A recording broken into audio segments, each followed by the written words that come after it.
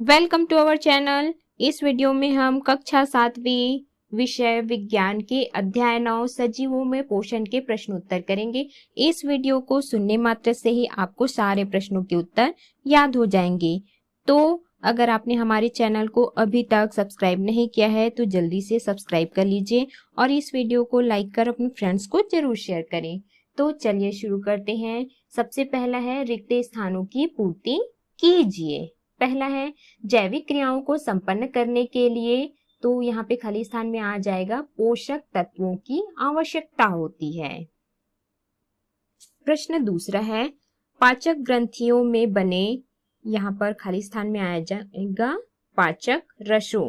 पाचक रसों द्वारा भोजन का पाचन किया जाता है। तीसरा है अमीबा में पाचन, यहाँ पर आएगा कूटपाद द्वारा होता है। चौथा है मनुष्य में पचे हुए भोजन का अवशोषण आंत द्वारा होता है। अगला है प्रश्न दूसरा, निम्नलिखित प्रश्नों के उत्तर दीजिए। पहला है स्वपोषी तथा परपोषी की पोषण विधि में क्या अंतर है? इसका उत्तर है हरे पौधे सूर्य के प्रकाश की उपस्थिति में कार्बन डाइऑक्साइड तथा जल से अपना भोजन स्वयं बनाते हैं।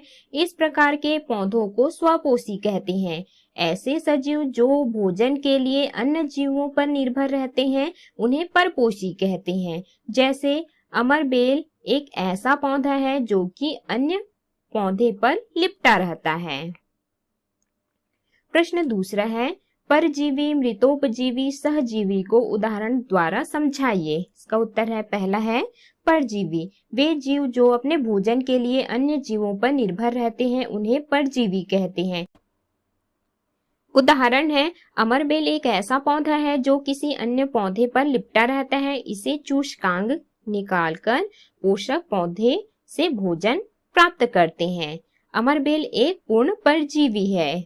दूसरा है मृतोपजीवी, कुछ जीव अपना भोजन सड़े गले तथा मृत पदार्थों से प्राप्त करते हैं, इन्हें मृतोपजीवी कहते हैं। इन पौधों में क्लोरोफिल नहीं पाया जाता। उदाहरण है मशरूम, फफूंद आदि। तीसरा है सहजीवी, जब दो जीव एक दूसरे के सहयोग से साथ साथ जीवन यापन करते हैं, जैसे जीवाणु और पौधा एक दूसरे के सहयोग से जीवन यापन करते हैं, तो इस प्रकार के जीव सहजीवी कहलाते हैं। सहजीवी मटर की पौधे की जड़ें इसका उदाहरण है। प्रश्न तीसरा है अमीबा तथा हाइड्रा किन अंगों द्वारा भोजन ग्रहण करते हैं? इसका उत्तर है अमीबा कूटपाद नामक संरचना के द्वारा भोजन ग्रहण करते हैं, जबकि हाइड्रा स्पर्शकों के द्वारा अपना भोजन ग्रहण करते हैं। प्रश्न चौथा है मनुष्य के पाचन तंत्र का नामांकित चित्र बनाकर मंड के पाचन को समझाइए। तो इसके उत्तर में आपको इस प्रकार से मनुष्य के पाचन तंत्र का चित्र बनाना है और नामांकित करना है। अगला है मनुष्य में मंड का पाचन मुंह से ही शुरू हो जाता है। जब हम भोजन को चबा ही रहे होते हैं तो इस समय मीठे स्वाद का अनुभव होता है। यह पाचन लार में उपस्थित एक एंजाइम के कारण होता है। शेष मंड युक्त भोजन का पाचन अमाशय और आंत में होता है। इस प्रकार से इसे सरल अणुओं में बदल दिया जाता है, जिसका अवशोषण छोटी आंत द्वारा होता है और स्वांगीकरण की क्रिया द्वारा इन्हें रक्त से कोशिकाओं में पहुंचा दिया जाता है। इसी प्रक्रिया द्वारा मनुष्य में मंड का पाचन होता है। अगला है प्रश्न पांचवा, घास खाने वाले जंतुओं में पाचन को समझाइए। इसका उत्तर है घास खाने वाले जंतुओं में पाचन, घास खाने वाले जंतु गाय भैंस तथा अन्य जंतु लगातार जुगाली करते रहते हैं। वास्तव में ये घास चरते समय घास को जल्दी जल्दी निगलकर अमाशय के एक भाग में भंडारित कर लेते हैं। यह भाग रुमेन कहलाता है।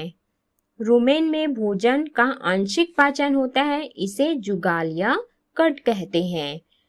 इसी जुगाल को घास खाने वाले ये जंतु छोटे छोटे पीड़कों के रूप में पुनः मुख में लाते हैं तथा चबाते रहते हैं। तो आपको ये चित्र जुगाली करने वाले जंतु के आमाशय का चित्र आपको बनाना है। इस प्रक्रिया को रोमंथन जुगाली करना कहते हैं तथा ऐसे जंतु रूमिनेंट या रोमंधी कहलाते हैं। घास में एक प्रकार का कार्बोहाइड्रेट जिसे सेलुलोज कहते हैं अत्यधिक मात्रा में पाया जाता है। जुगाली करने वाले जंतुओं में सेलुलोज का पाचन रुमेन में उपस्थित जीवाणुओं के द्वारा किया जाता है। मनुष्य एवं बहुत सारे जंतुओं में इन जीवाणुओं के न होने के कारण सेलुलोज का पाचन नहीं होता। तो इस प्रकार से हमने इस अध्याय के सभी प्रश्नों के उत्तर किए। इस वीडियो को सुनने मात्र से ही आपको सारे प्रश्नों के उत्तर याद हो जाएंगे। तो हमारे नेक्स्ट वीडियोस के लिए चैनल को जरूर सब्सक्राइब कर लें।